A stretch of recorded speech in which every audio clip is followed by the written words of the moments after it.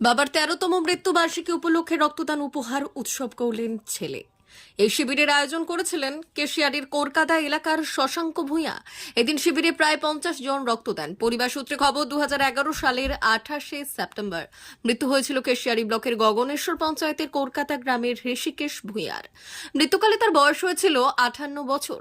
তিনি এলাকায় সমাজসেবী হিসেবে পরিচিত ছিলেন। সেই মৃত্যুর দিনটিকে স্মরণ করে রাখতে শনিবার রক্তদান শিবিরের আয়োজন করে ভূঁইয়া পরিবার।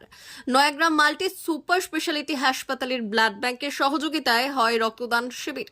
পরিবারের আত্মীয় স্বজন থেকে এলাকার মানুষ শিবিরে রক্তদান করেন। ছেলে একজন চিকিৎসক এবং সমাজসেবী, তাই রক্তের গুরুত্ব বোঝাতে ও মানুষজনকে রক্তদানের প্রতি উৎসাহ বাড়াতে এই সামাজিক কর্মসূচির আয়োজন বলে জানিয়েছেন তিনি।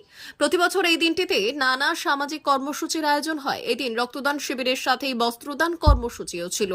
রক্তদাতাদের উৎসাহিত করতে জয়কৃষ্ণপুর হাই স্কুলের পক্ষ থেকে প্রত্যেক রক্তদাতাদের হাতে উপহার তুলে দেওয়া হয়। মা তোমরা গান চালাও, হালকা সঙ্গে চালাও না ওই নামটা বলে দিই।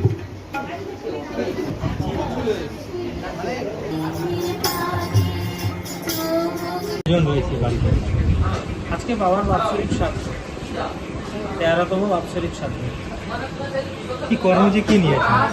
কর্মসূচি রক্তদান শিবির এবং বস্ত্রদান শিবির। কেন এই উদ্যোগ কেন নিলেন? আমার বাবা সদ্য ঋষিকেশ ভূঁইয়া মহাশয় সমাজসেবী ছিলেন, তার জন্য আমি এই উদ্যোগ নিয়েছি। কি বার্তা? এই কাজের সঙ্গে সবাই যেন যুক্ত থাকেন।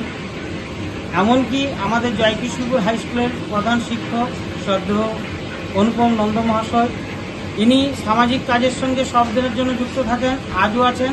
আমাকে উনি যদি উৎসাহ না দিতেন আজকে আমি এত বড় জায়গায় আসতে পারতাম না। D news, Keshiary.